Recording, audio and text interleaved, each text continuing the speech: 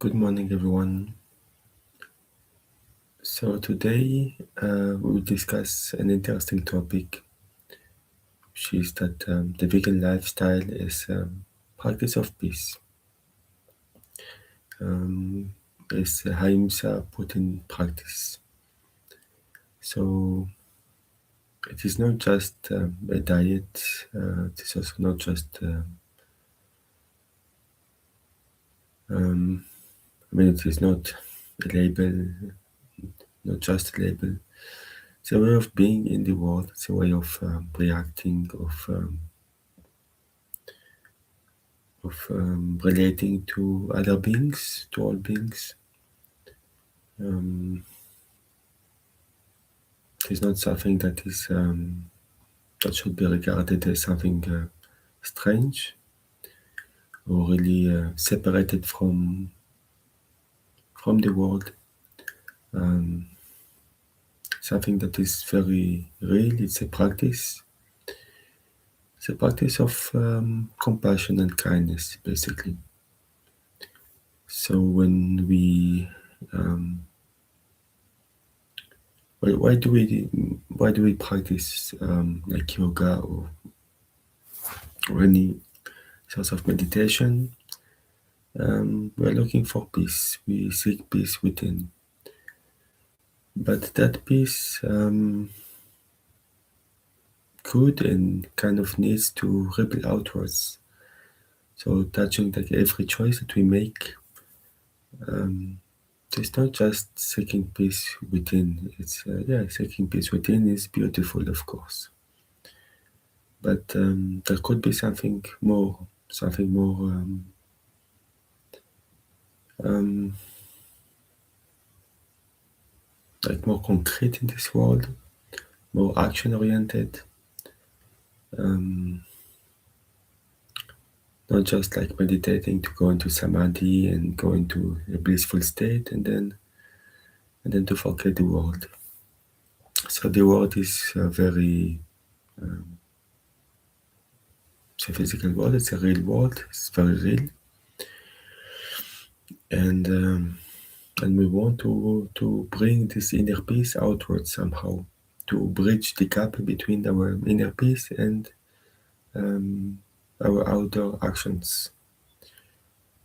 So how to do that? Well, following the vegan lifestyle is one of the best ways in this world, really. I have not found anything else quite like it. Just kind of unique in this world.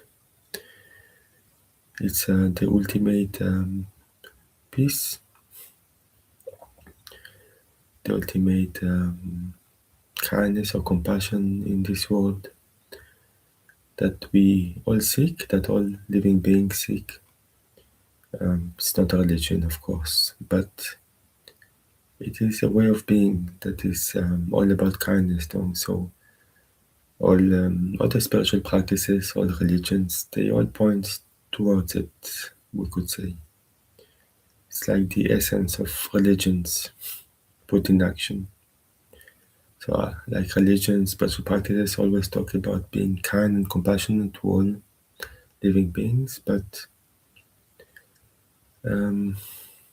one needs to actually practice it, not just preach it or talk it. And the veganism is like compassion and kindness in action. So that is why it is so important to practice it if we want to express peace not only within but without too. So let's discuss this a little bit in this presentation. So yeah, that is very important. Peace is not only inner. Often we speak of peace as something we cultivate through like a breath, stillness, and mindful presence.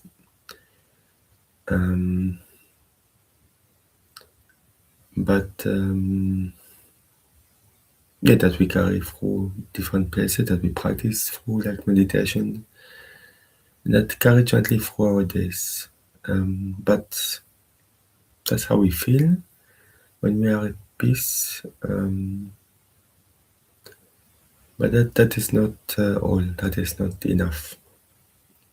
There should be also not only what we feel, but also what we do. It should be something that we also embody through actions. It lives in the choices we make when no one is watching, in like everyday's decision. So yeah, so true peace asks us to pause and reflect, like how do my daily choices affect others? Not just the people we see, but especially the beings or the people that we don't see. So, and that is a very important point, is that we often limit ourselves to a vision of only those around us, those that we know. We try to help people that we see, that we know, our family members, any being. But we rarely think about those that we do not see. And that is the indirect way of helping, and it is even possibly more important than the indirect one, because we affect many more people. When we partake in the meat industry, when we consume animal products, so-called products, that has very big ripples on the world, on animals, on the planet, on the ecology, on the ecosystem, on everything. And it's very big ripples that we do not see, but it for sure exists. Because if we consume any animal products, then we accept that somebody did violent acts on our behalf. So it's like paying someone to do some very bad stuff on our behalf because we cannot do it. And we are okay with it most of the time because we do not think about it.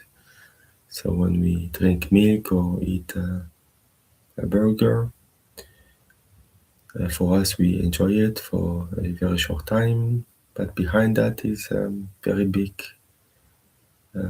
issue, very big violence that we paid for it. If nobody paid for it, then it would not happen. Animals would not be in cages and abused and all. So we are paying with our own money for violent acts, and we do not even recognize it, do not want to recognize it. But the good thing is that good news that we could very easily change. It's not impossible to change. What we consume, what we wear, the entertainment that we go to, whatever we partake in, that is our own choice. We do not need to follow our family way of doing, or society way of doing, country way of doing. We are free. We are free to choose to do that we want, and what is right. Especially, we should always think about helping others in all ways, indirect and indirect. So we want to bring peace to this world, and peace can never be brought by violence. We all know that. We know that, but we don't follow it. Our actions don't follow our values, our ethics. We all have good values and ethics, most of us at least. But we are blinded by this world, blinded by illusion. by society, by traditions, by how we were brought up, our family members' pressure maybe, or friends' pressure. But we should take our own decisions. We should be brave to be able to choose and not to follow blindly thousands of years old traditions that never made sense but somehow became the norm.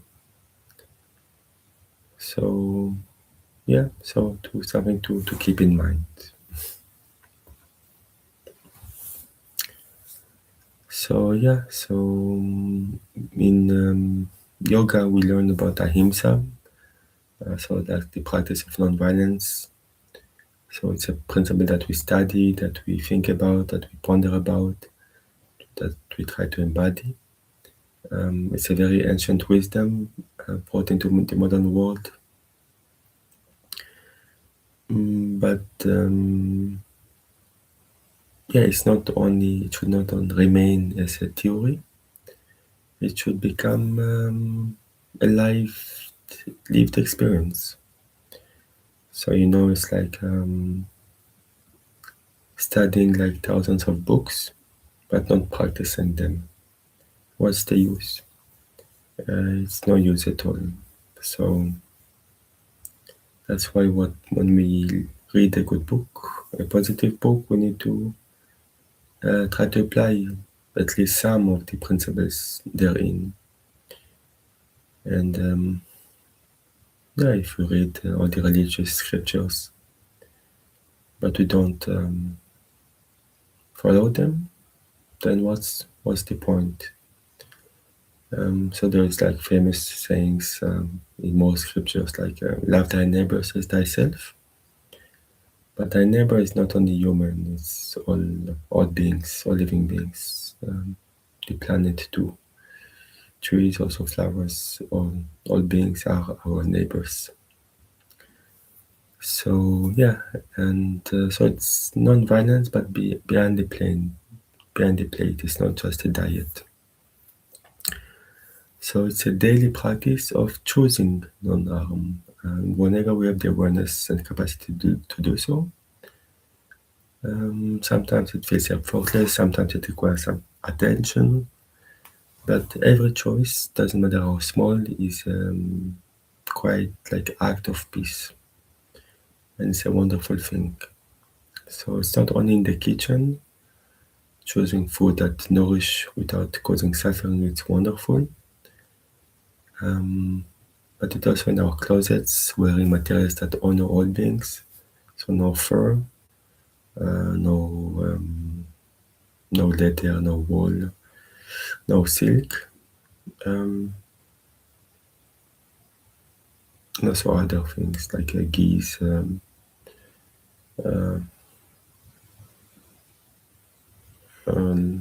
like feathers and things like that comes in a very, very cool, from a very cool place. We don't think about it when we wear a leather jacket or a wool jacket or a silk jacket or silk whatever.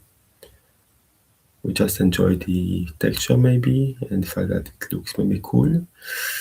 But how could it be cool to wear a dead being skin or otherwise like boiling poor like silkworms alive just for some material that we don't even need. So yeah, so there's nothing compassionate about that. But our peace needs tend to non-violence needs to extend, and so to that to our closets. I'm not saying that we should throw away everything that we already have. If we already have them before we thought about it, realized it, then fine, just keep it until it wears out, and then do not buy it anymore. and or another way just to give it to charity. And also, yeah, it's also in our hearts. We need to cultivate compassion and that extends beyond ourselves.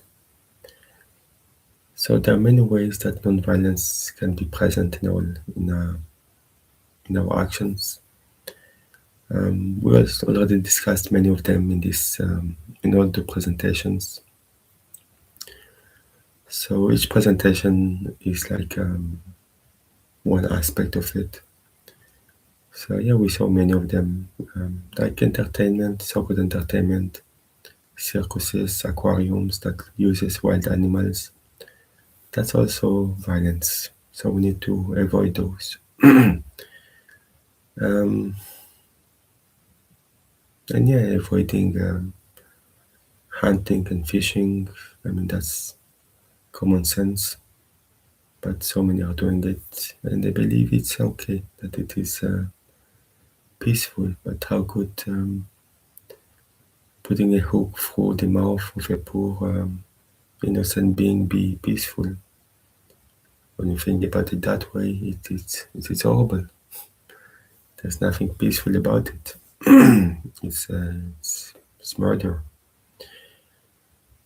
Um, but we do not realize it because of, again, maybe our parents or grandparents took us to fish, and we believe it is fine. We don't realize this. But once we realize this, we should not close our eyes anymore, our hearts, and we should act upon it.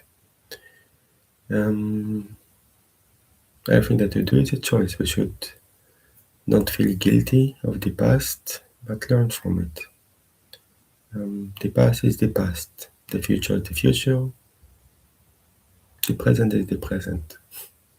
It's what we do in the present that counts the most. So we should forgive the past. Not necessarily forget, but forgive ourselves at least, and move on. Just doing what is right in the present moment. And then in the future, we could go back to the past and say, oh, I did what is right then. Yeah.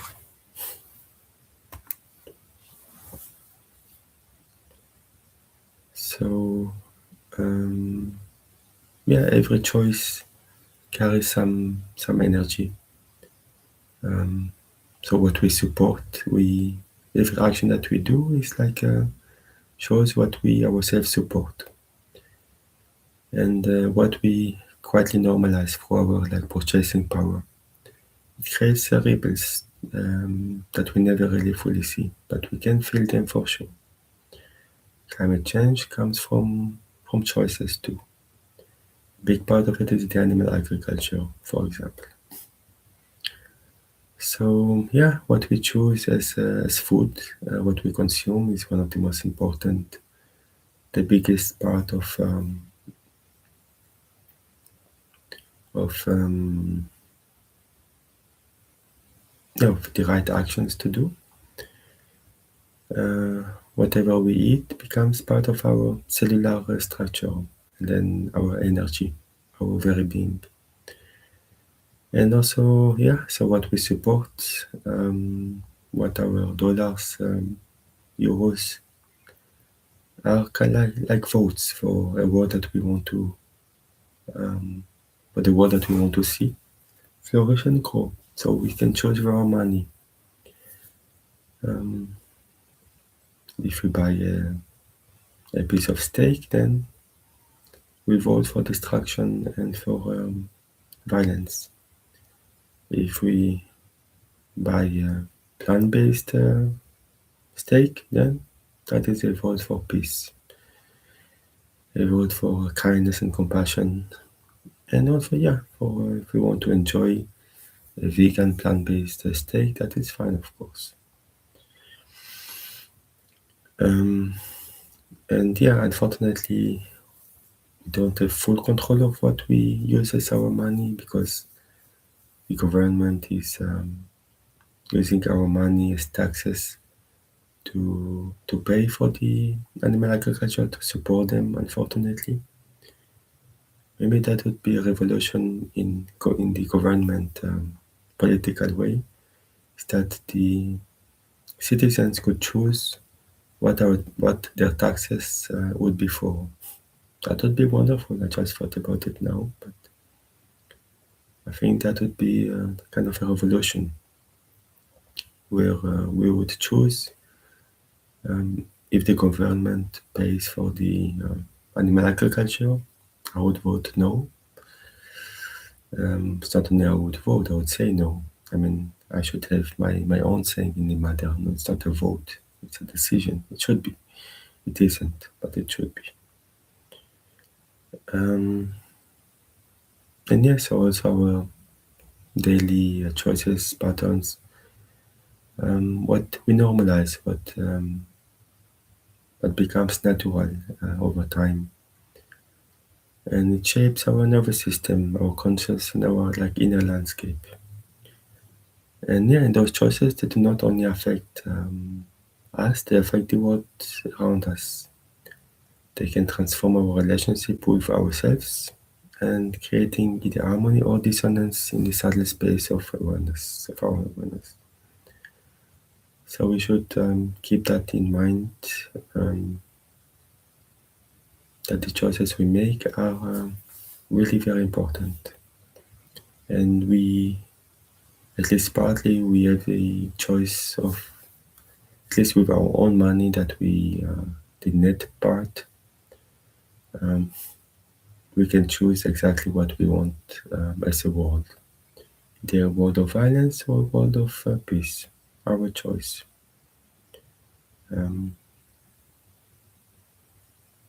And I believe we probably should choose peace, shouldn't we?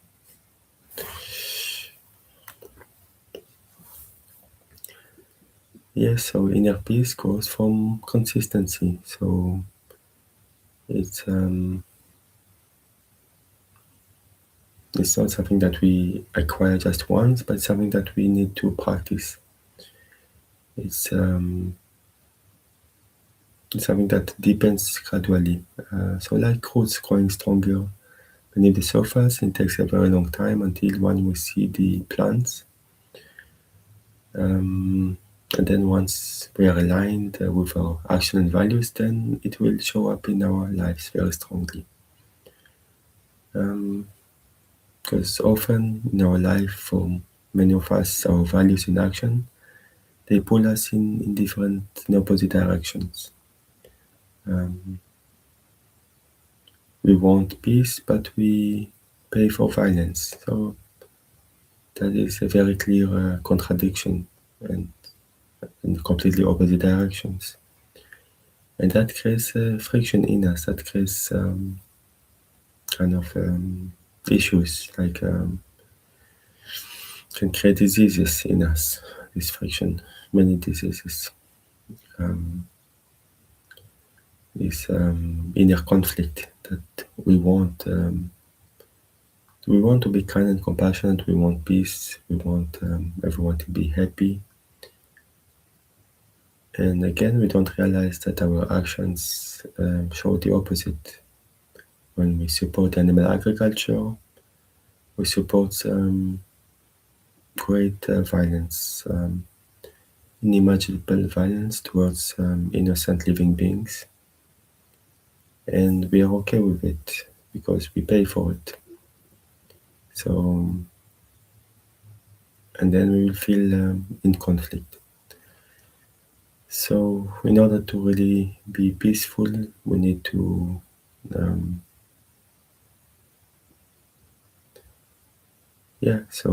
this is that peace arrives when what flows through our thoughts also flows through our hands. That is a very important aspect of the vegan lifestyle that permits to approach that ideal, maybe not arrive 100% there, but approach it as much as possible. We can never be perfect, but we do our best. And And yes, so it's not about self like harsh just self judgment. It's about when we notice there is a gap between this belief and behavior, then we choose wisely, one small step at a time. Um, yeah, to bridge the gap and to close it with compassion. So it can be gradual, can be immediate. Some people, um, it's like immediate almost, like from one day to the next, they go vegan. That is wonderful. Many people move more gradually. They start to understand one thing and the other, and then finally it's like they understand it, like the light bulb around the top of the head that lights up suddenly, and one understand, oh, what have I been doing all my life? Um, and then they change, and they never to look back. Again, it's not to feel guilty. Um, it's more about what we can do right now in the present moment. In the past is the past, so okay, um, we may not have been perfect. Um, we did not know many things. Many of us were completely ignorant for most of our lives about those concepts, those aspects. But once we do, we should not forget those. We should keep those in our hearts, in our mind, and apply them. And yeah, again, one of the best way to do it is to watch documentaries. So many out there, and also to try it out oneself, like Veganuary. One should try to be vegan for 31 days. Then one would understand what it can bring. One would be more aligned to get out of the illusion. Sometimes we need to like cut the illusion straight. Um, and by going vegan for 41 days, it kind of does that. For like at least 41 days, we are back to reality. We are awakened, so to speak. And then if you choose again to go to sleep, well, that's unfortunately a choice. But we can, there should not be pressure, but we can also continue for longer. Maybe take every day at a time. And yeah, there could be sleep ups, but okay, that's okay. Just taking it slowly, but surely.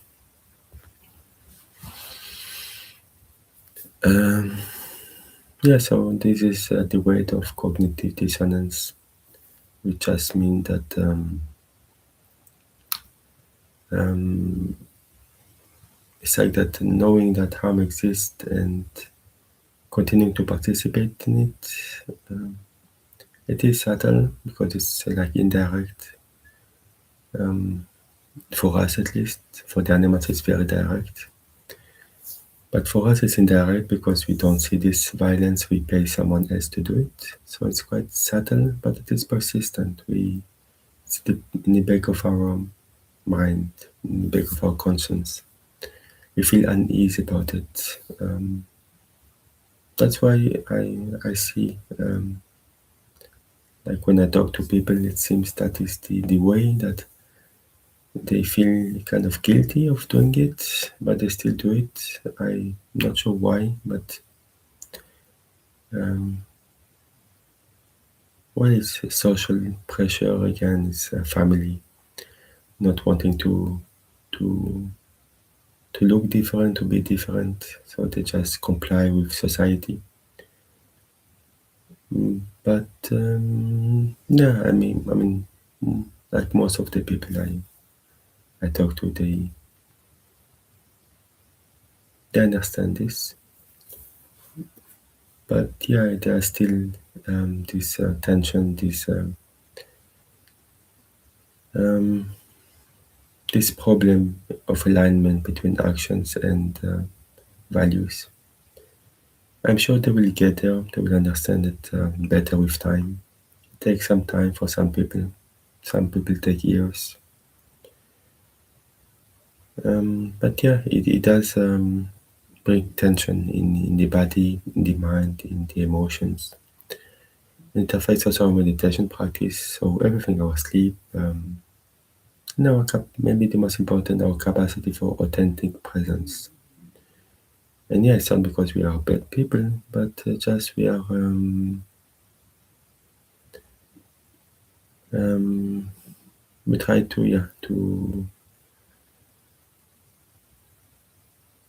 um, to navigate in this world in its very complex world. So um, it's not easy because indeed all those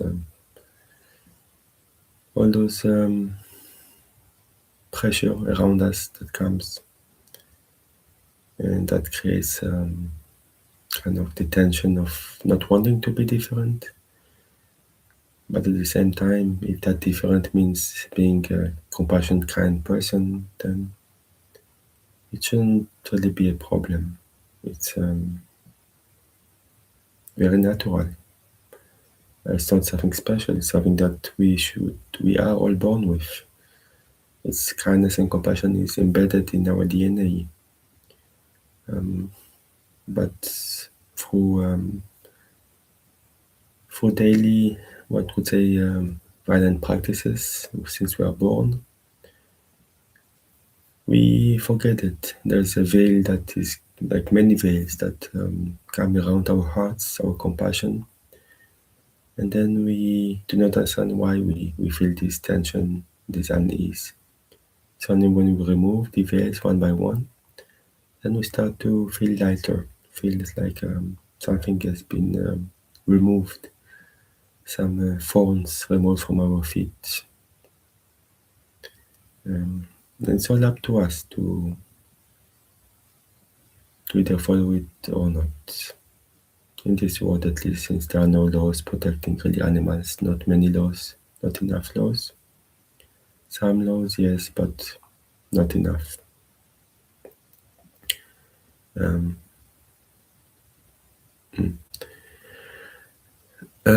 yeah, so and also the release of letting go of practices that cause harm. Um, so this is like um, yes, like relief before it feels like we must do some effort. But really, it is like something like setting down a heavy bag that we didn't realize that we were carrying. So we can imagine that we have on our back constantly like a heavy bag of maybe 30 kilos. Um, yeah, something like 20 pounds.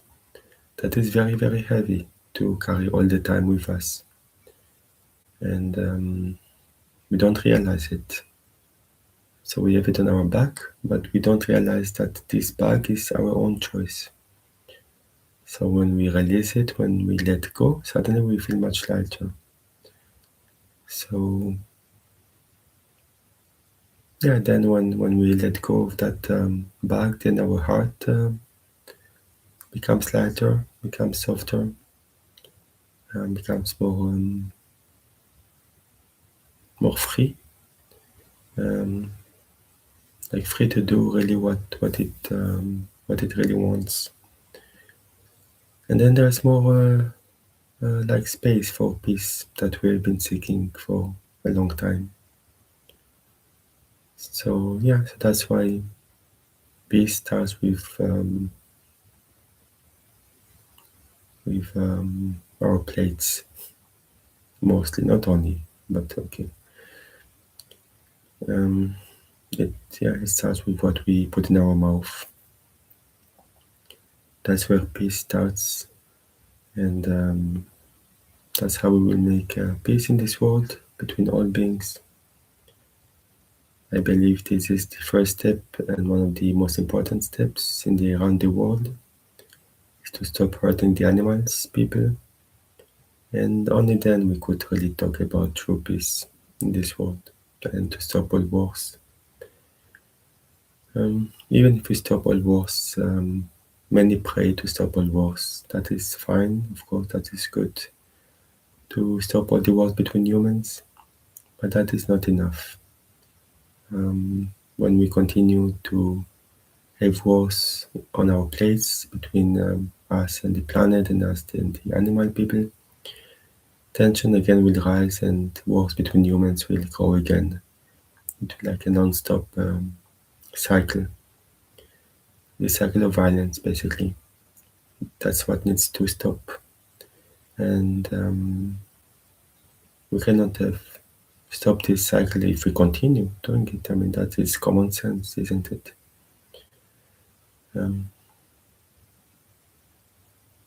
But yeah, so mankind needs to understand this deeply.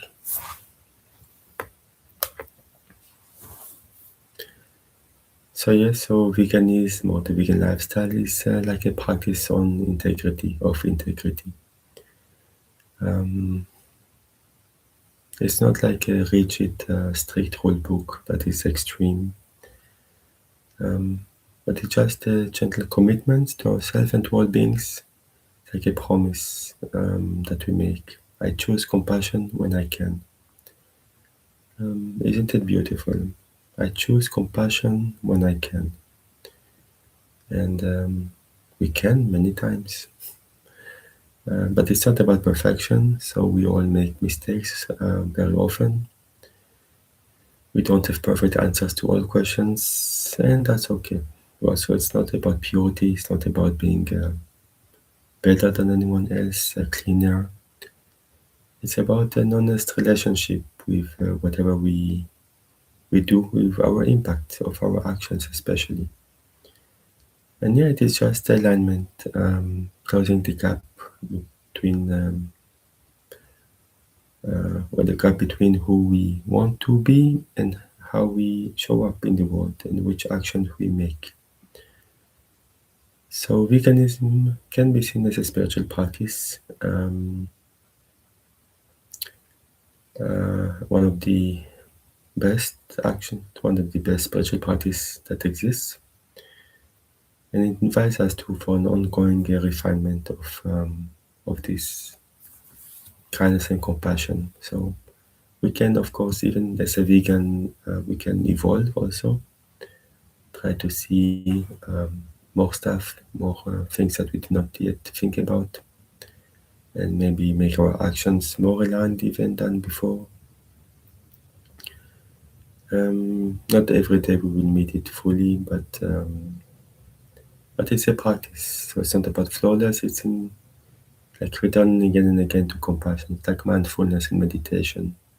When we meditate, often thoughts come, then we bring our action, our focus back to our object of concentration. Similarly, with compassion, we can kind of, if we fall out of it, we can return over and over again to this kindness and compassion practice.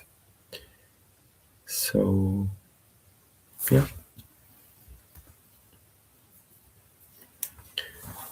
And yes, so why does it resonate with yoga and meditation? It's a kind of natural extension of it, of what we already know to be true.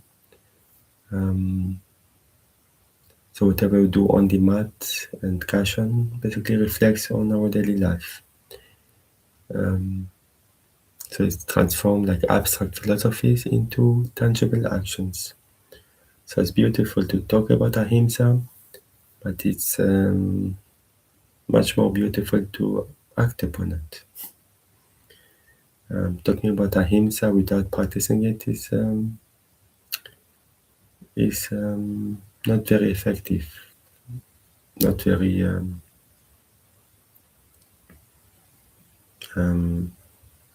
not very aligned. When if we talk about ahimsa, if we want to practice nonviolence, like the first principle of yoga, ahimsa, the first principle of the first limb of Patanjali is ahimsa. Surprise, surprise, which is nonviolence. So, nonviolence in all ways, in thoughts, in words, and in deeds. And not only to humans, but all species. And that is a pity that we do not necessarily understand that. And yeah, so meditation cultivates like present moment awareness, and that's also awareness of what we consume, what we do, um, and what we want to contribute to in this world. So veganism is like a lived ethical choice, ethical choice life. Um, so that is like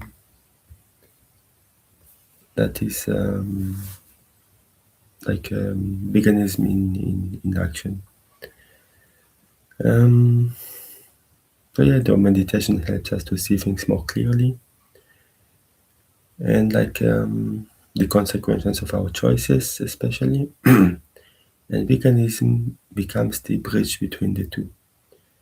So it's like the practice ground for those teachings. So it's we talk about ahimsa, and then we practice ahimsa. And what better can there be? Just talking and just reading is nice, but again, it's not. It doesn't bring strong change if we do not put it in practice. And we need to bridge the gap between the so-called spiritual practice that we do and what we um, what we act upon. So then the peace becomes what we live like all day long. So one could say that the mat expands to include the world.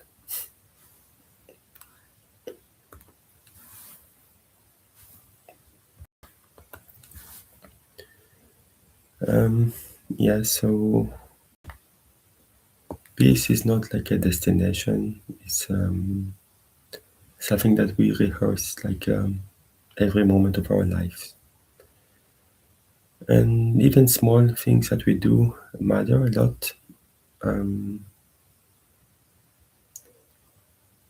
but so we need to practice it, even the smallest of things, not only the big things. Like stopping wars. Again, it's wonderful aspiration, but most of us, like in the we only have what we do in the worldly day and the worldly life, um, and what we choose, we can choose peace. We can choose not to partake in violence. Every day we have that choice. In the grocery aisles, um, like reading the labels with care that we do not choose food that contains violence, meat, fish, dairy, eggs, honey, in the clothing choice that we make. So, very importantly, and because the price that we, the price, the cost for the whatever we buy is much more than just the price tag. There is something, there's a life that has been abused, tortured for our own benefit, and we pay for it. So that price is go way beyond just a price tag. And then every time that we have to decide, we can take a moment to pause and to create space for compassion, and to inform our actions. So whatever we choose, even the small choices, they make up the so-called inner climate. So they accumulate quietly, um, and over time we notice something shifting in ourselves, not just in the world around us, but in the quality of our own presence, the depth of our own peace and peace of mind. So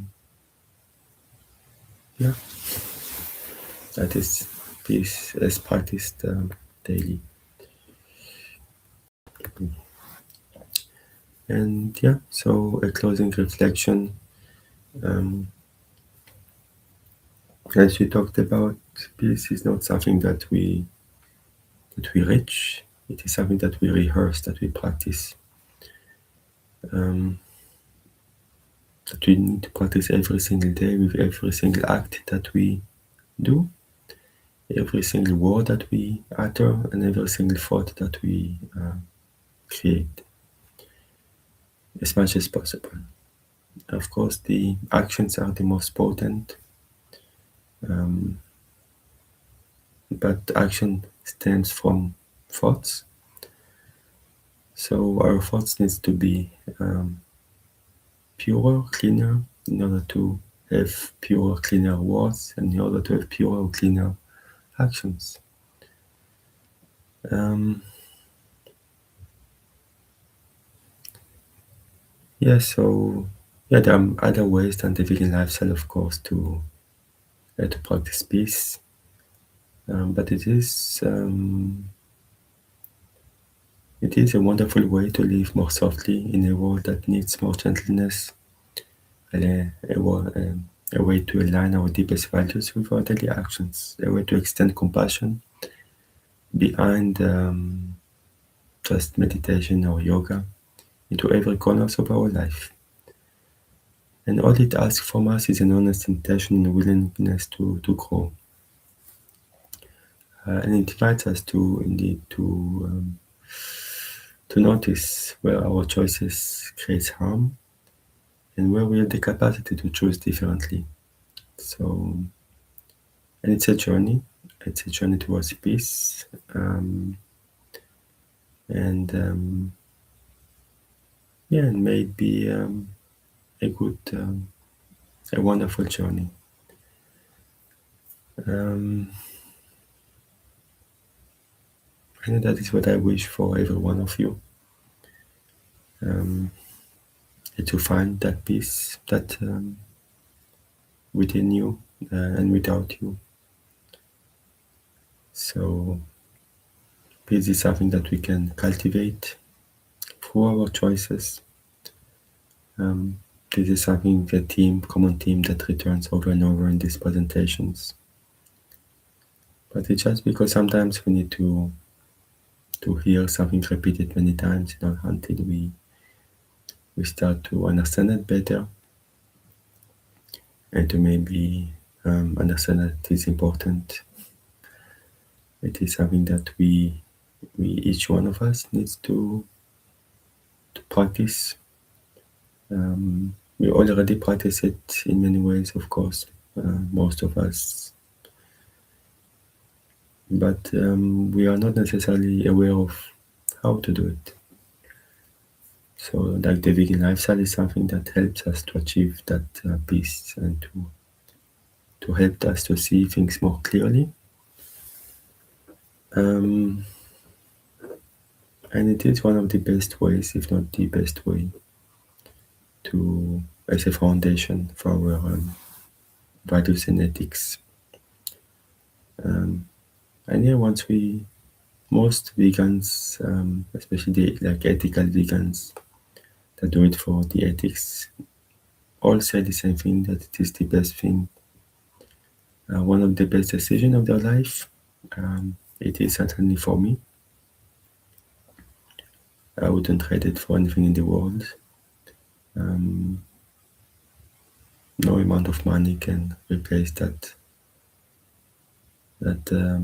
conviction, that that peace of mind that one gets from knowing that one doesn't contribute to unnecessary suffering, to needless suffering, to innocent being torn apart. That's a very powerful thing. So yeah, so if I had the choice of being the most rich person on earth or being vegan, like if it was made to be a rich person but not be vegan or being fully vegan, I would choose being fully vegan at any time.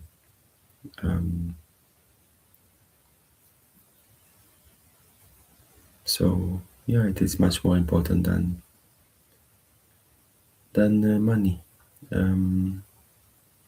The This alignment of actions and values is something that we all long for. Maybe we don't know how to get there, but this is the beginning. So the vegan lifestyle is a base for that and the foundation of our ethical standards, so to speak. It's not, some people believe it's extreme, but what is extreme is how we treat the animals. How can peace be extreme? That would be strange. Maybe if imagine that the world was at peace, there would be no war at all. Probably many people would say, oh, that is extreme. How could there be no war? No, I long for wars. That would be strange, wouldn't it? So similarly, the vegan lifestyle is about being at peace with ourselves. So to stop all the wars inside our hearts, and would that be extreme? Maybe extreme peace. That's possible, but it is something that is very natural and something that we should all think about, ponder, reflect, contemplate. So yes, so that was the last presentation, last slide of the day. I hope you got something out of it, something interesting maybe. Again, it's not, of course, not about blaming or anything like that. It's just about sharing some ideas, some thoughts on that subject, some things that we can do ourselves in order to expand our own peace, expand our consciousness, expand our hearts. And it's a practice that I am very, very passionate about, obviously. And I do believe it is for everybody. Some maybe say that no, this is not for everybody. I disagree. I believe this can be a practice that everybody can do. There's not a single soul on this planet who cannot do it. There's no humans. Of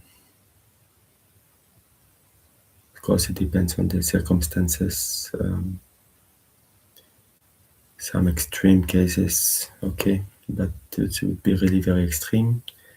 In most places on Earth, one can very easily do it, and we should not think, oh, those people, they cannot do it, but what about us? What's important is what we can do, what I can do, not what those people, they cannot do it, so what? So they cannot do it doesn't mean I cannot do it. So this is also one excuse that often is given. Like, what about those people? What about them? They cannot eat vegan. I mean, because maybe they don't have any plants around, or they live in a very cold climate, something like that. But most of us do not. And we cannot give as an excuse somebody else's. And yeah, nowadays with modernization and all, I think most people have access to plant-based food, at least. And there's Amazon, I think everywhere, almost everywhere in this world, you can order anything. Um, but yeah, okay, so thank you very much, and let's go to our practice of the day.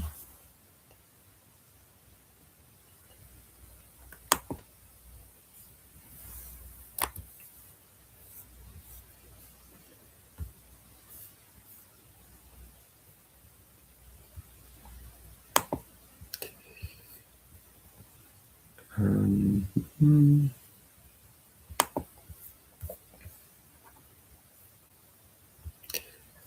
okay, so let's start our practice. As always, we start with a short prayer.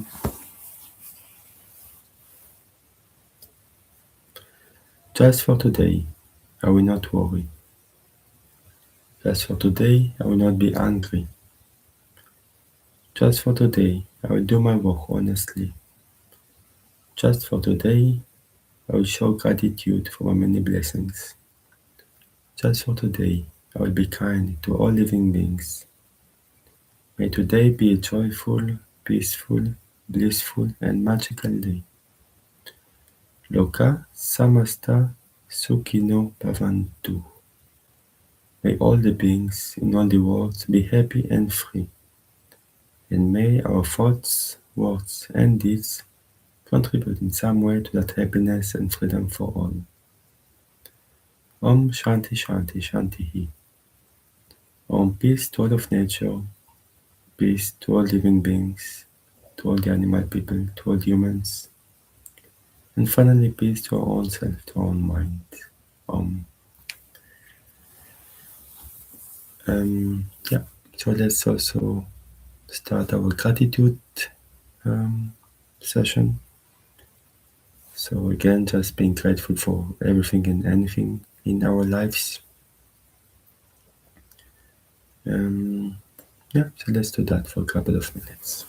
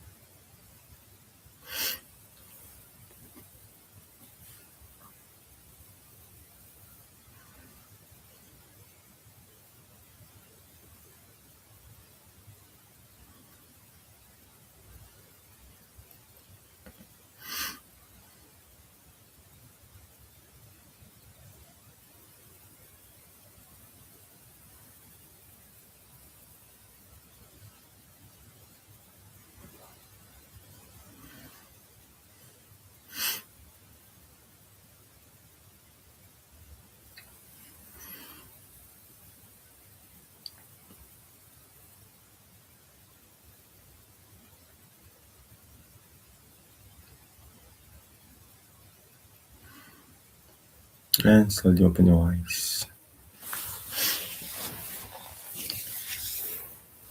Let's now pass to our physical exercise part.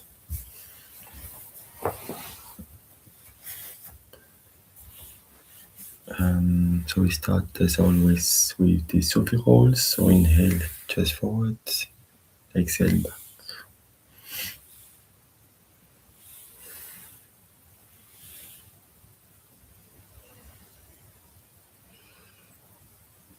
The other way.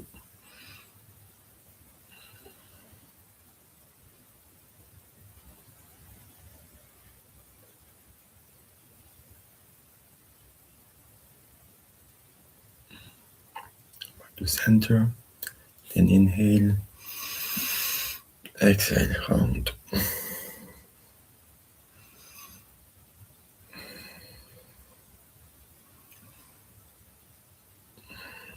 Come back to center, inhale, straighten the spine, exhale turn to one side. Inhale, extend the spine a bit more, exhale turn a bit more. Inhale back, exhale the other side. Inhale, extend the spine, exhale turn a bit more. Come back to center. Now one hand on the mat, then one hand up and bend to the side. Then the other side.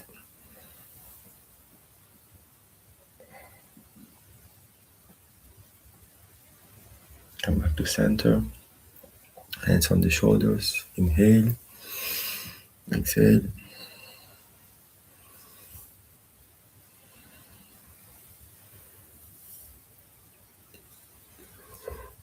The other side.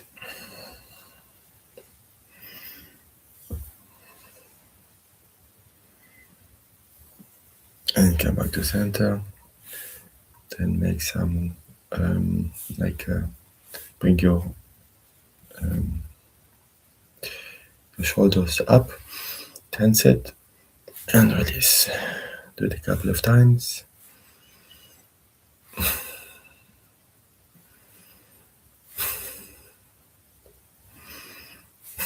And release. Make some magic with your fingers and wrists.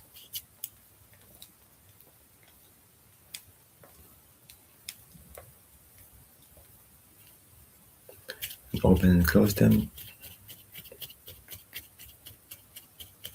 And release. Do the same with the legs and feet. Just stretch them. Make circles with your ankles. Grab one of the knee and turn to that side gently. The other side.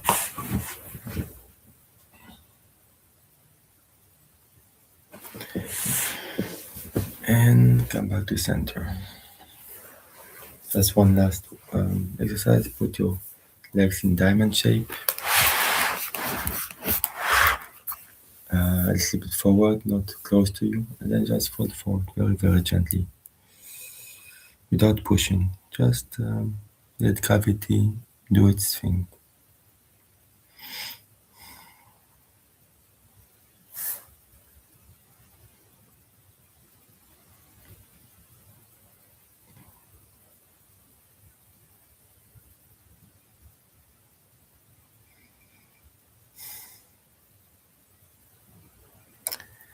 And come back to center.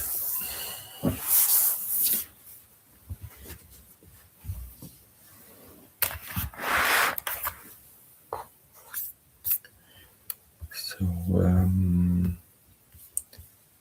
okay, so now we move to the next part, which is relaxation. So we are going to do the 61 points of relaxation like I could do before, since session 21, I believe. So we do two parts. Like one is the very short body scan, And then the 61 points, which is also a bad scan, but it's a very systematic one. So close your eyes, relax, take a couple of deep breaths.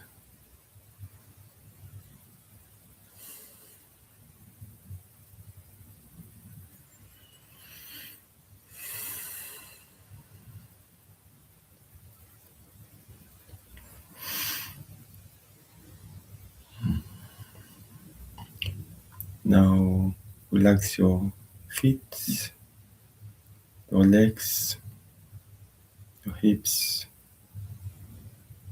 Relax your abdomen and navel, your torso. Relax your back, lower back, middle back, upper back. Relax your shoulders and shoulder blades, your throat, your neck.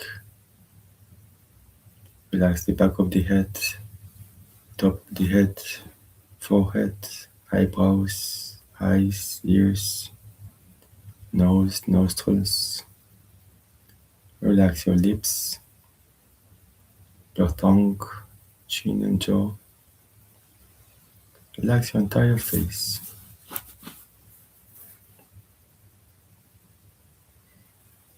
Your entire head, your entire body.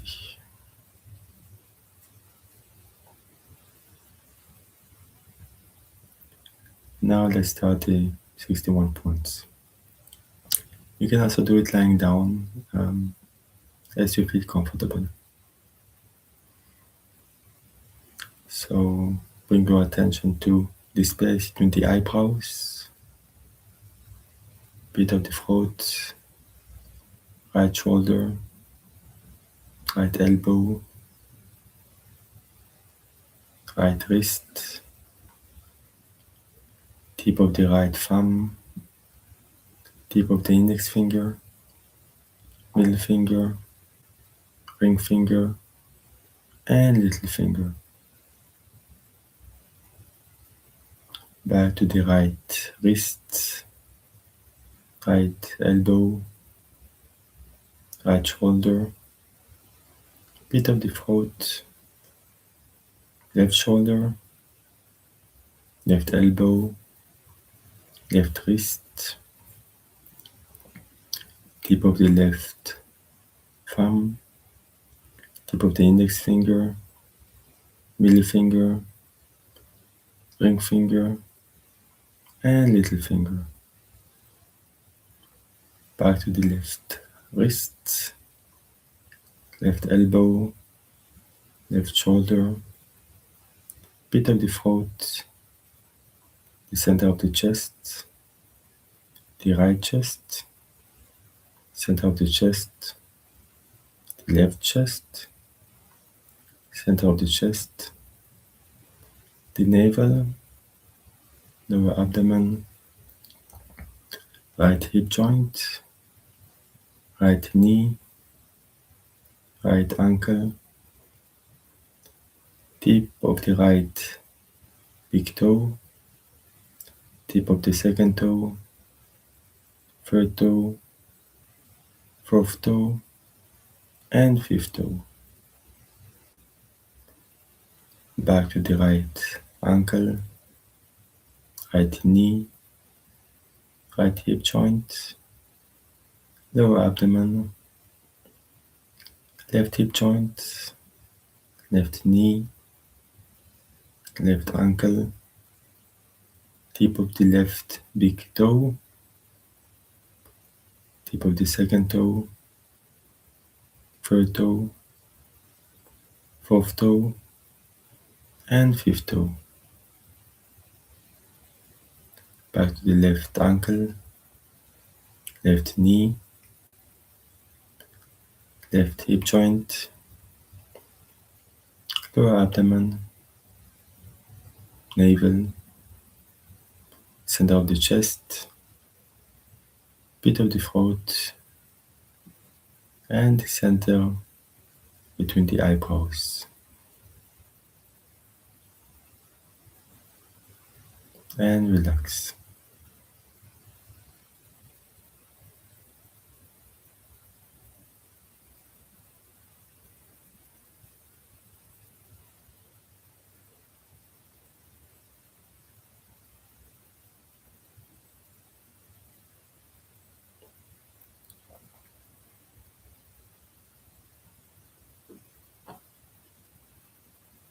let's do it all on our own, one time. One in the 61 points.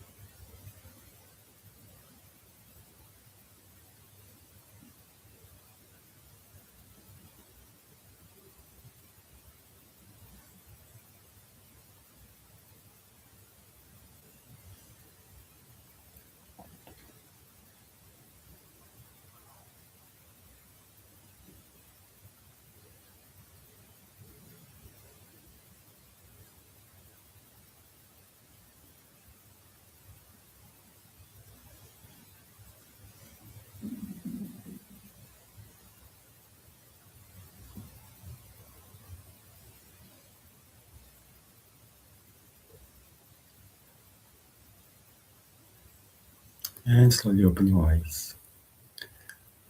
So that concludes the um, relaxation part. Now we move to pranayama.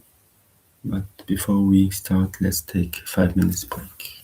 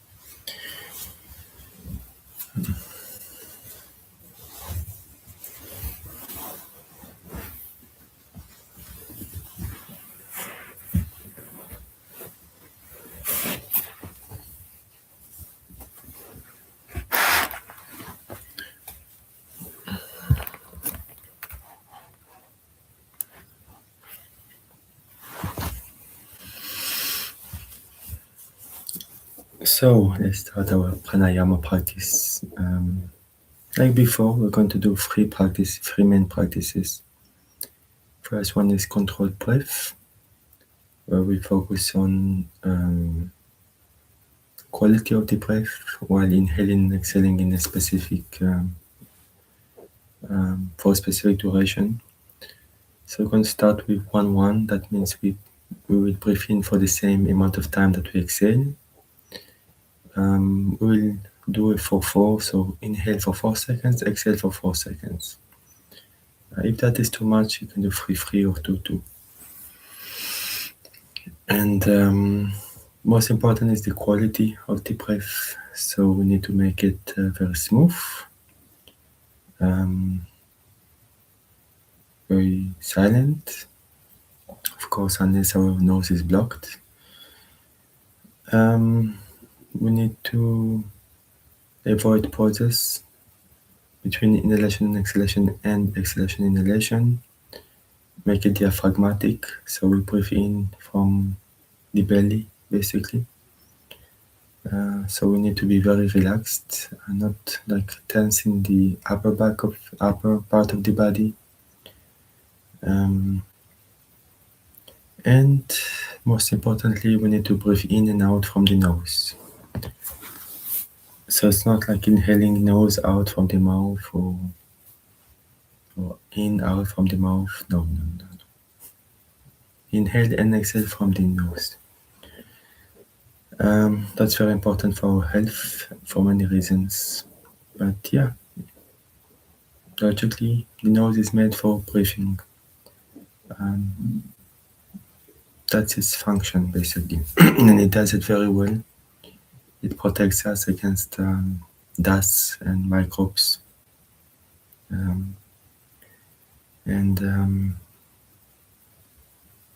It warms up the air when we breathe in. So when we breathe in colder air, but when it goes for our nostrils, then it humidifies also. So there are many functions, and it also creates a nitric oxide to help relax our lungs, to expand the vessels in our lungs. So it's not just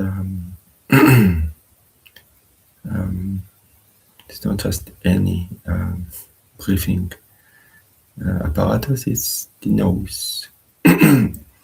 In opposite to the mouth, of course. We have two ways of breathing, nose or mouth. But the mouth is really in emergency breathing.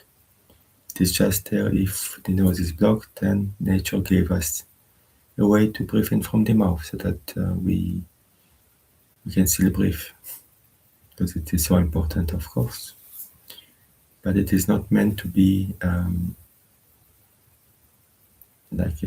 breathing in from there, like in a normal daily life. We should breathe in from the nose.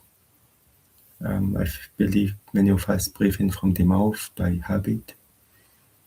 And that can create health issues. So you can watch it out.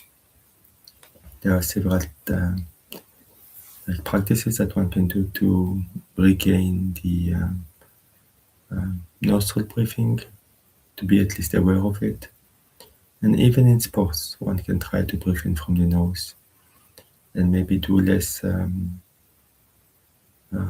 hard practices that forces us to breathe from the mouth, so we can stop a bit earlier so that we can still breathe in from the nose, even doing sports. But I'm not a sports expert, so you can watch more information from more experienced persons. But yeah, so breathing in from the nose and the mouth is just for eating and for speaking. And again, emergency breathing. So that's what we're going to do. So breathe in 4 seconds, out for 4 seconds for a couple of minutes. And watch out for the quality of the breath. Should be very, very smooth. And that's it. So let's do that.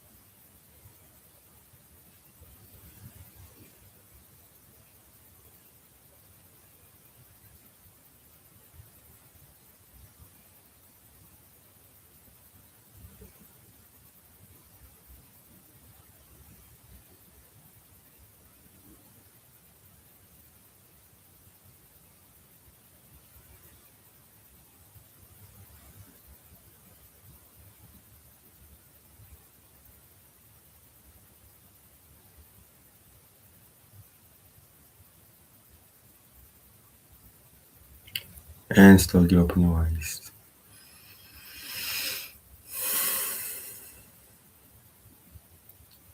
And relax. Just feel the effects of the practice.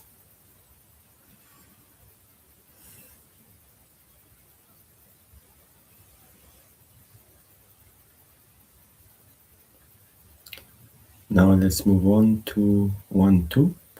So we breathe in for X seconds and breathe out for 2 times X seconds. So we will do it for 8. So breathing in for 4 seconds and breathing out for 8 seconds. If that is too much, just use a 3-6 or 2-4. Same quality as before. Same quality of breath. Same awareness, same diaphragmatic breathing and all. So let's do that.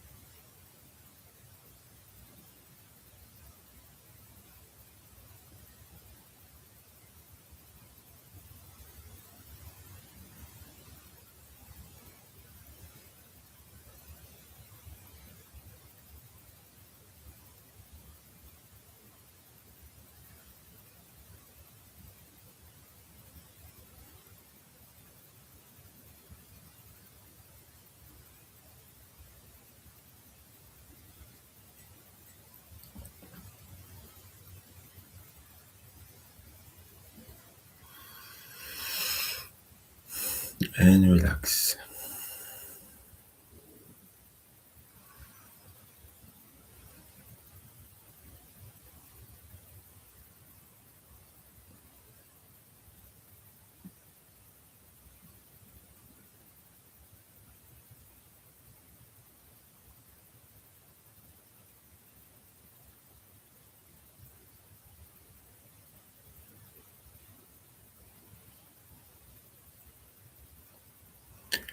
Now let's move on to the next practice, which is Nadi Shodanam, alternate nostril breathing. Like in the past couple of sessions, we'll do all three types, and we will do 3 rounds on our own and 1 round all of us together.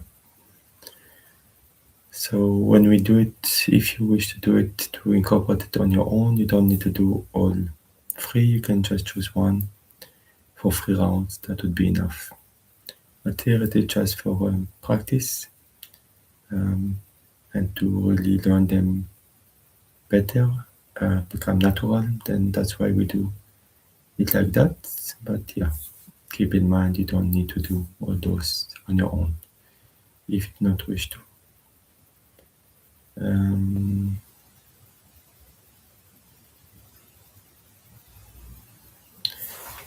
Yeah, so we will do like we did in the past couple of times, where we use our hands, our index and middle finger on our space between the eyebrows. And we're going to use the thumb and the ring finger to block the nostrils. And the pattern, the first pattern is, so imagine we close the right part, then exhale left, inhale right, exhale left, inhale right, exhale left, inhale right, exhale right, inhale left, exhale right, inhale left, exhale right, inhale left. That's the first type and the first round. If we do 3 rounds, then second round would start with the opposite nostril, and third one again with the first nostril. And we can take a couple of seconds, rest between the rounds. So let's do the first round. 1 round of the first type together. So first inhale, exhale, inhale to start. Put 2 fingers on the third eye, block right, exhale from left, switch inhale, switch exhale, switch inhale, switch exhale, switch inhale, exhale from same, switch inhale, switch exhale, switch inhale, switch exhale, switch inhale, and relax.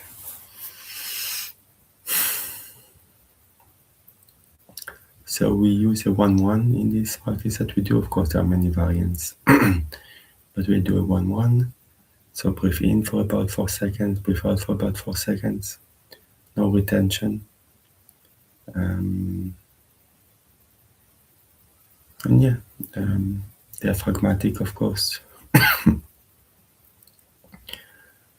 And in a very relaxed way. So let's do it each on our own for 3 rounds, this first type. In our own pace, don't follow me.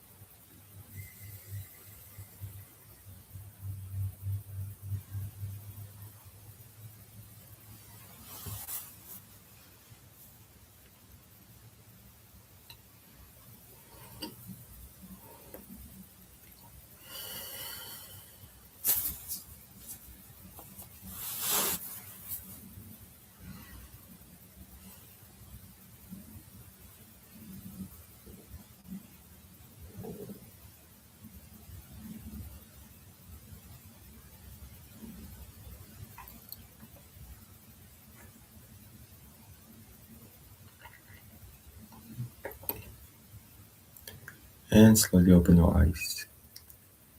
So that was the first type. Let's do now the second type.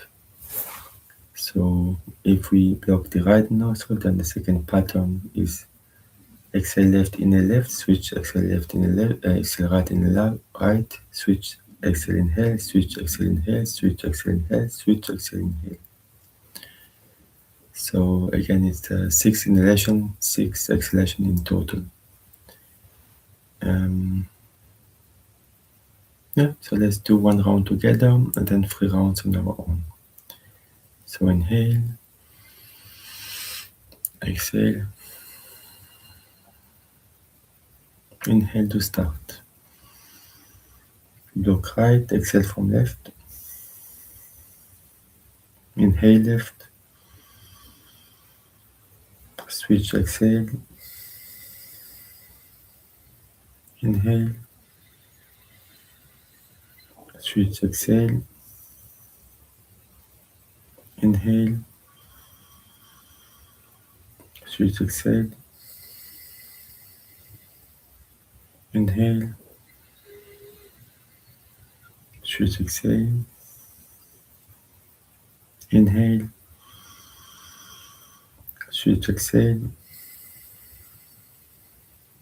inhale,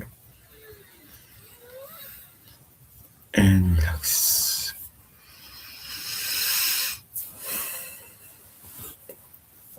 So let's do this again, 3 rounds, each one of us on our own, at our own pace. If you feel dizzy, as always, just stop. And one nostril will be more closer than the other one, and that is normal. So let's start.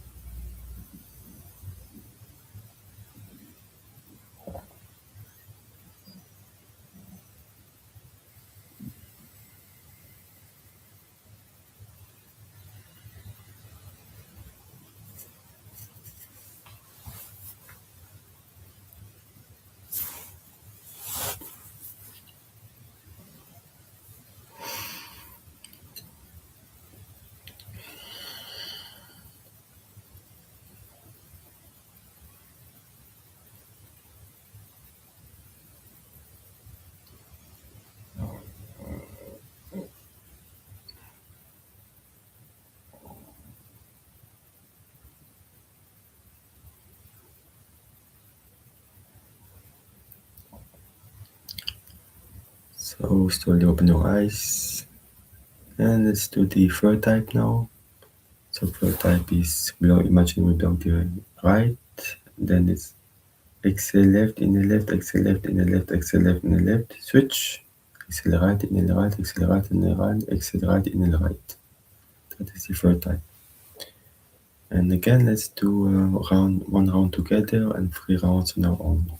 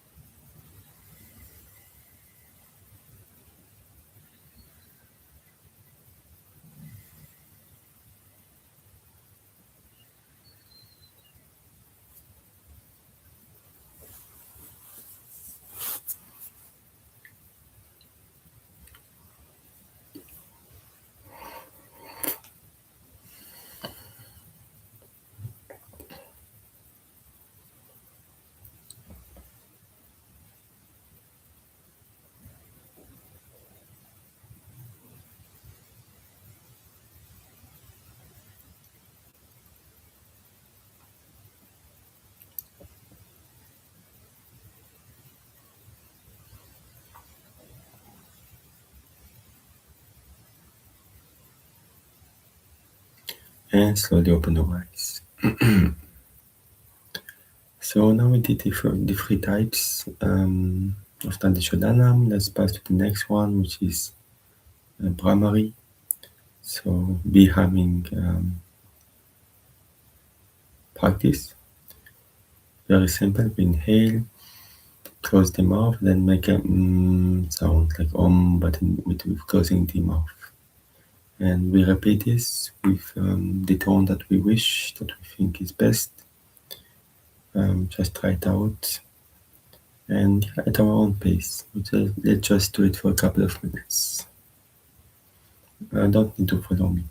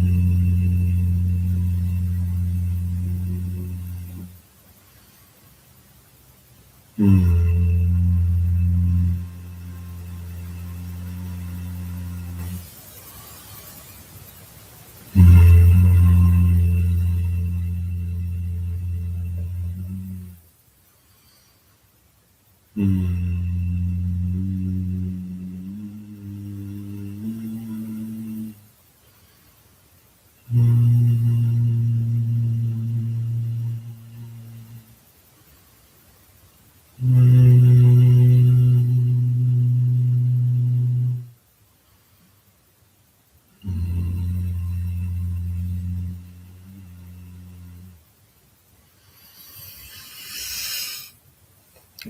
relax.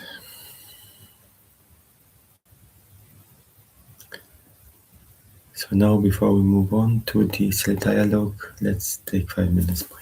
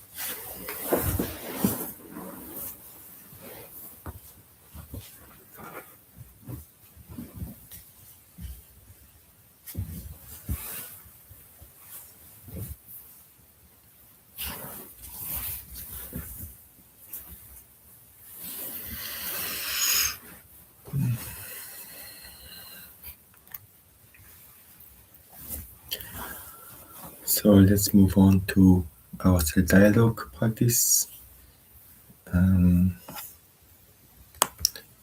So what is self-dialogue? Well, I talked about it, of course, for a very long time in the past. It's a very important practice.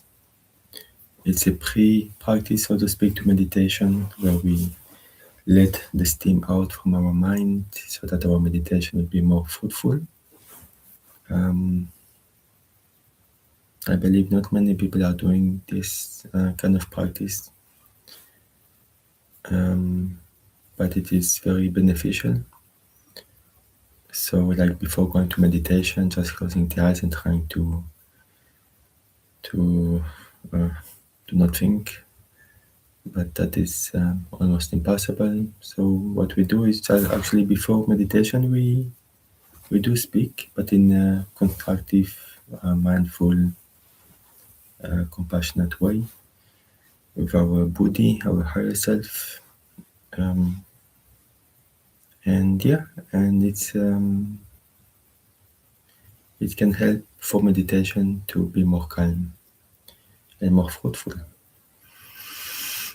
So yeah, so I will just again go over them because basically each session is kind of self-contained.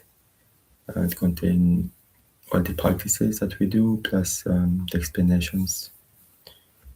So I will not go in depth like yesterday, just briefly. So yeah, so we have many types, many ways of talking with ourselves. One is prayer. It's a kind of self-dialogue. We can pray to a higher self, to God, to whoever we believe in. It's through like it's a faith-based belief, or it can be just prayer in the sense of wishing well to all. One doesn't need to believe in anything to do that and to feel good about it. And thoughts are very important. So when we have good thoughts towards other beings, it reflects on us. Yeah, so prayer can be either self-made or pre-made. That means pre-made means that's from scriptures, like holy books, or something that is from someone, a wise mystic maybe. And yeah, and we repeat it, and we not only repeat it, but we also reflect upon it. I think about the meaning of the words. Just repeating words like a recorder doesn't help much. The recorder doesn't become wiser because it plays out the words of a saint. We need to have like self-awareness, self-consciousness about what we say. Because maybe, like if we do religious practices, then we repeat some scriptures over and over again, but we don't absorb the wisdom within it. It's kind of just a repetition, like a recorder, without any power behind it. The power of focus, of awareness. That's why when we pray, we need to be fully present and fully aware of what we are saying. Even though we repeat it many times, hundreds of times, every time it's like a new and new things like being a beginner's mind. Having a beginner's mind is very useful. So that is prayer, and we can also, of course, make one our own. Our own prayer is very good, even every time. Then the other type is gratitude, like we do every morning, like we should be doing every morning, to remind us of how we are interdependent on one another, how we are not an island on our own, but we depend so much on so many people for so many things. Our food, clothes, teachers, teachings, laptops, scientists, YouTube. Yeah, so much great technologies, and somebody needed to design them, to manufacture them, to transport them. So many things to do.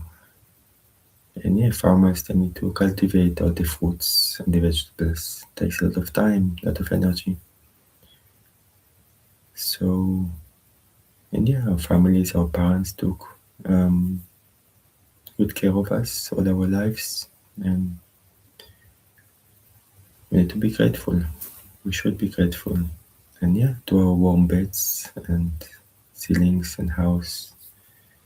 Some do not have those. So yeah, so gratefulness very important, and very good self-dialogue.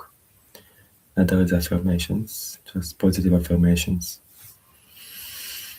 and reflecting upon them too.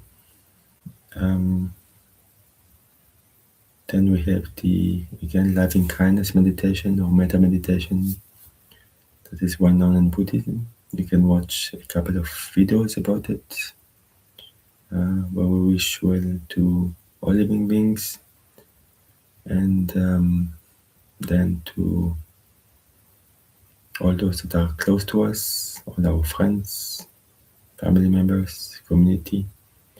Then those that are neutral to us, that we do not know, do not think about usually.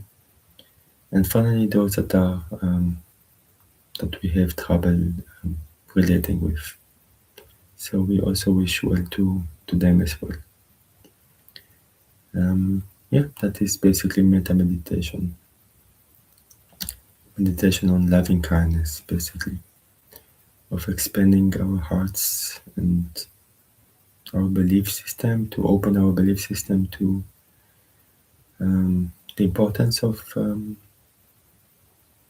kindness to all, not to always be angry with everybody.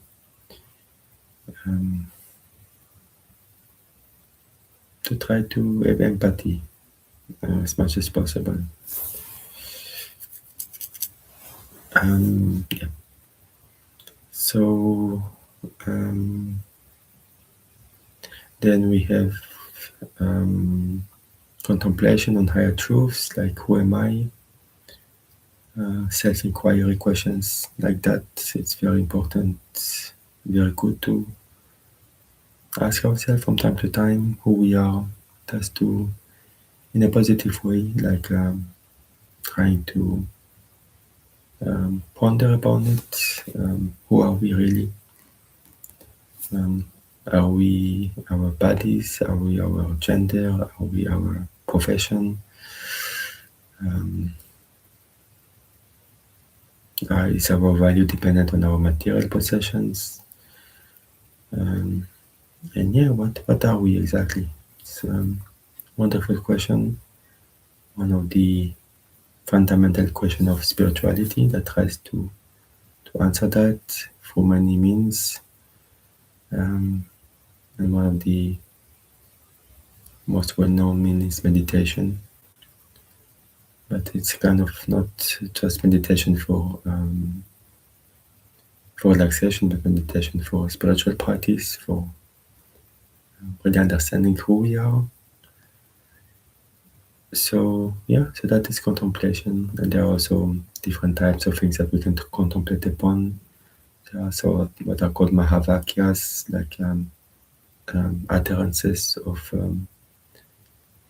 great saints or scriptures in the past, and then we ponder about them.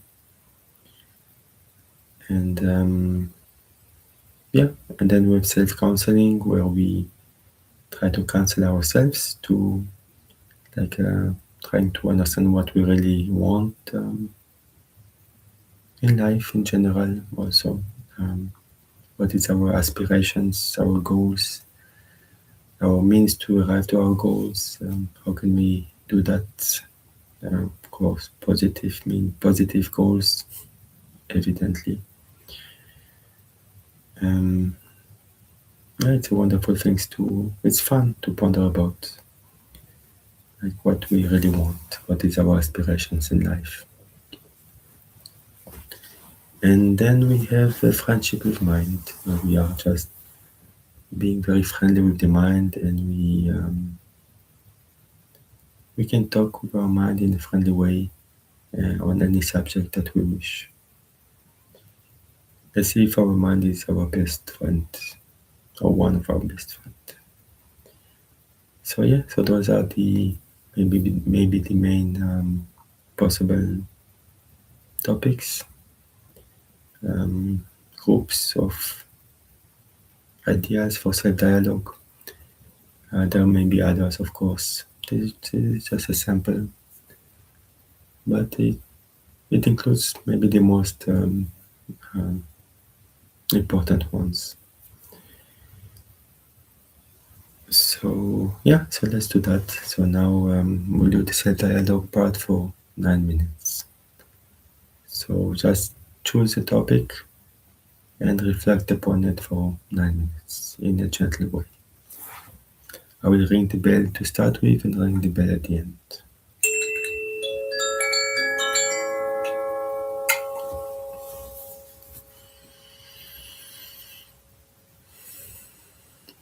Try to be still also.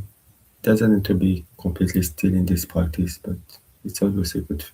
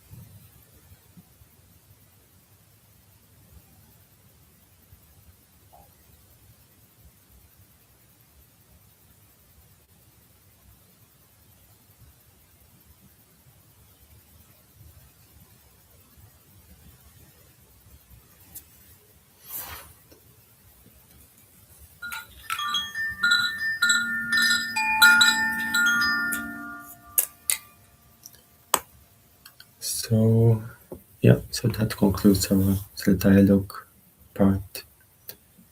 And yeah, before going to the meditation part, let's again take a couple of minutes break.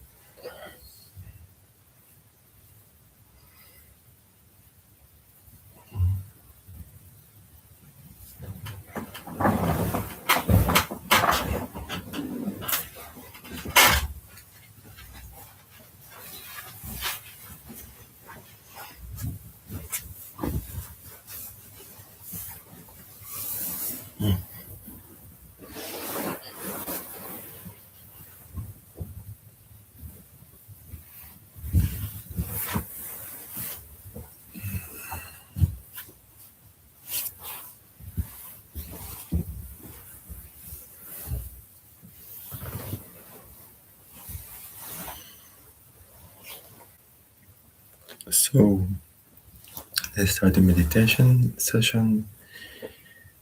So meditation is all about, and a lot of it is about one-pointedness, focus, concentration. It's a practice where we try to not repress but let go of the thoughts, not follow them in any way or shape, in the natural fashion, not not in the forced way. Um, so we will focus. What we focus upon on the sessions was meditation was the focus on the breath, which is one of the most well-known anapanasati in Buddhism. And yeah, it's a very simple practice. Just focus on the sensation of the breath in the nostrils mainly, but it can be also other things like sensation of the breath on the lips, being aware of the cold and hot air coming in and out of the nostrils, even the belly coming in and out. So one can try out different objects of concentrations, but based on the breath. And yeah, we try to, so the breath should be natural, no, it's not a controlled breath. We just let it breathe as if we are watching somebody breathe from a distance. We have no control of the breathing, we are just aware of it. And to help us with the concentration, we can repeat the numbers, counting 1 to 5 and back to 1 and so on. Each time we inhale and exhale, or each time we inhale we think 1 and we exhale we think out, like in, out, exhale in, inhale in, exhale out. And when if we have thoughts that come out, that come and they bother us, then we think about, for example, the word thinking, which would like acknowledge that we have thoughts, and then we bring us back to our object of concentration, which in this case is the breath, or aspects of the breaths. And yeah, when we have thoughts, we let them be, like clouds. We don't follow them as much as possible.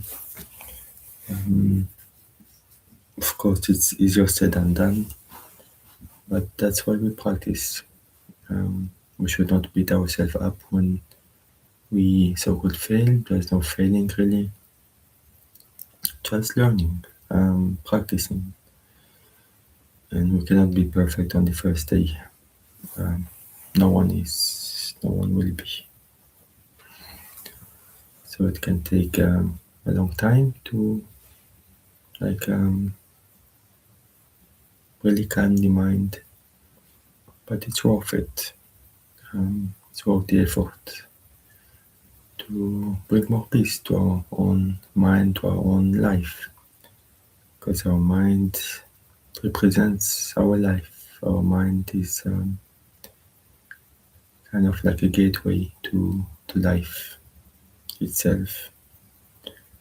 So we need to purify the mind in order to purify our life. And we need to see things as they really are and in the correct way. So that's also what meditation is about, is to have more, to see things more clearly. So let's do that. So this time we're going to practice, going to do 3 times 9 minutes. That will be our today's practice. We're going to do about a minute of break between each like round, and yeah, that's it. Let's try to enjoy it. Give it all we've got. 9 minutes is not that long.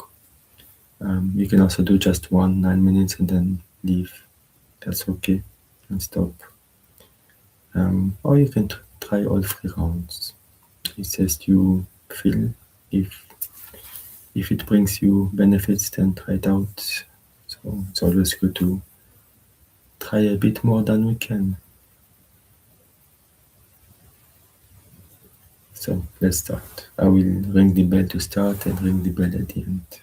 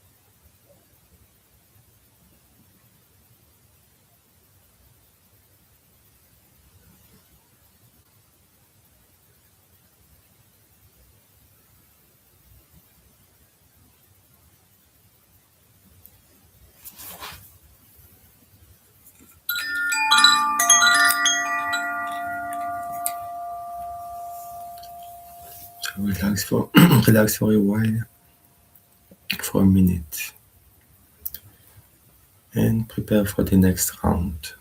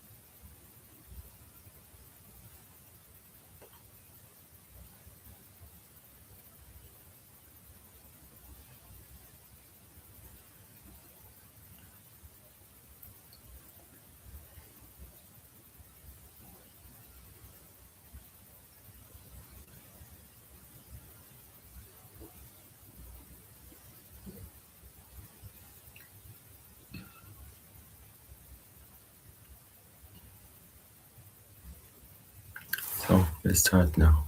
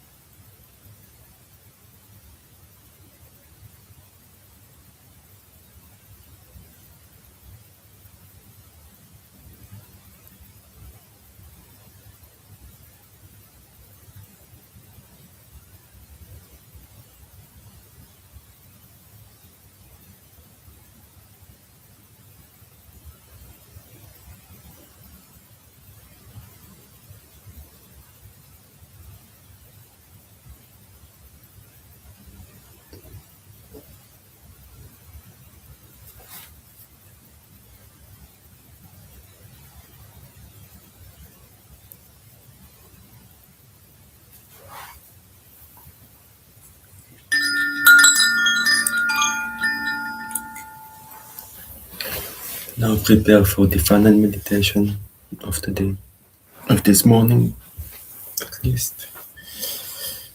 And again, 9 minutes.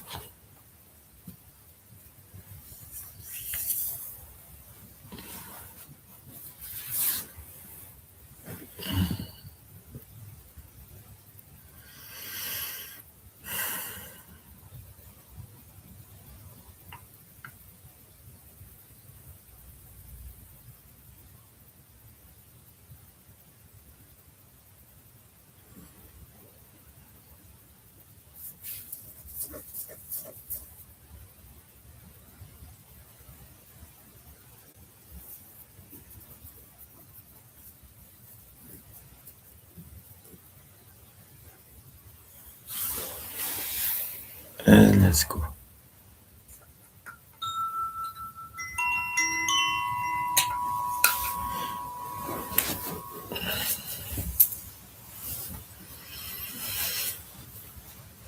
Try to give it all, not move.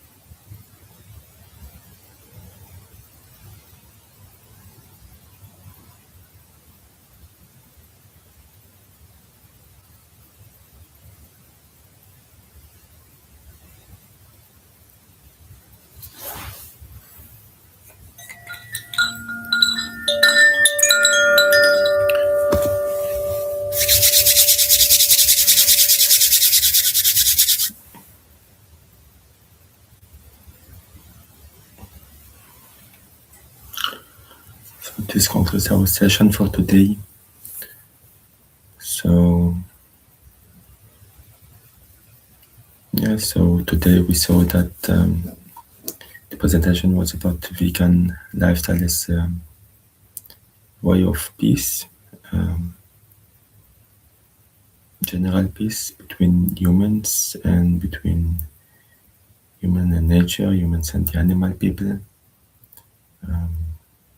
It's a way of making peace with ourselves, with our own mind, own tension that is born out of our actions not aligned with our values often. And yeah, once they are aligned, then we can start something beautiful, and it starts something beautiful like automatically. And yeah, so I wish you a wonderful, wonderful, wonderful day.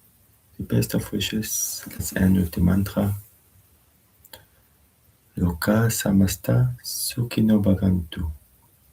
May all the beings in all the worlds be happy and free, and may our thoughts, words, and deeds contribute in some way to that happiness and freedom for all. Om Shanti Shanti Shanti. Om peace to all of nature, peace to all beings, to all the animal people, to all the humans, and finally peace to our own self, to our own mind. Om. Thank you, thank you, thank you, and hope to see you soon, and bye bye.